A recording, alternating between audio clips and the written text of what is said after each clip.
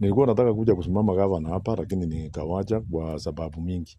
Wakati Matiang'i amesema nataka kwenda kusimama president, lazima angepata mtu pia amsaidie Nakuru. Nakuru tuko na kura kama 1.4 million now.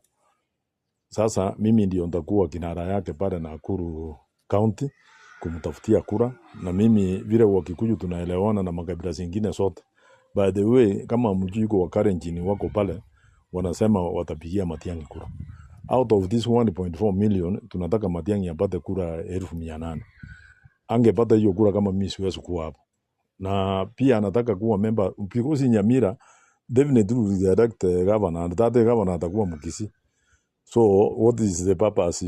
Nitoke Nakuru niwache kiti yangu ya MP, which I'm sure I will win, so that Matiang'i akishinda kura aende kupata namba ya members of parliament waende juu, because I'm assuming, mimi sioni kwamba iko Wakisii wale wako na vichwa mzuri wanasabigia mtu kura hapa kutoka Nyamira na Kisii kama hiyo mtu hayuko Jubilee mahali Matiang'i yako, unless there is something, unless mtu kichwa yake si mzuri ndio naenda kupigia mtu mwingine. Lakini kama hivi you are normal na unasikia Matiang'i anasimama kura ya president and amekuwa rated kuwa huku juu, you must vote for him. Kisii nikasema kama hakuna mtu anafuata Matiang'i hapa Nyamira na Kisii, au watu wote watume waende nyumbani. Kuanzia hapa ni West Mugirango, kuanzia hapa West Mugirango, kwa sababu mchumbe ya hapa sana naona anaongea vingine, aongei maneno ya Matiang'i. Sisi kama Wakisii mahali tuko, lazima tupigie Matiang'i kura sisi wote. Na watu wengine wanauliza maswali ati sasa kuenda huku mbele itakuwaje? Unataka kufanyia mbele nini? Sisi tunataka kusema ni Matiang'i mpaka mwisho. Kwa hivyo mimi nataka Wakisii wale wamenisikia siku ya leo ya kwamba sisi candidate wetu ya Wakisii, kila kabila iko na candidate yao. Ukienda kwa Wakamba iko candidate yao anaitwa Kalonzo.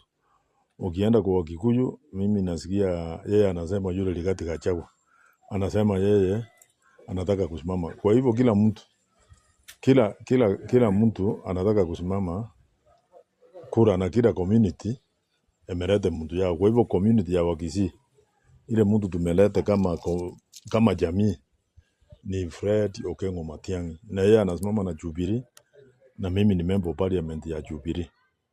Kwa hivyo nikukua hapa sasa siku ya leo, nataka kuhakikishia Wakisii ya kwamba Fred Okengo Matiang'i atakuwa kwa debe, na yeye ni mtu yetu, wacha tumushikilie kwa sababu kila community iko na mtu yao.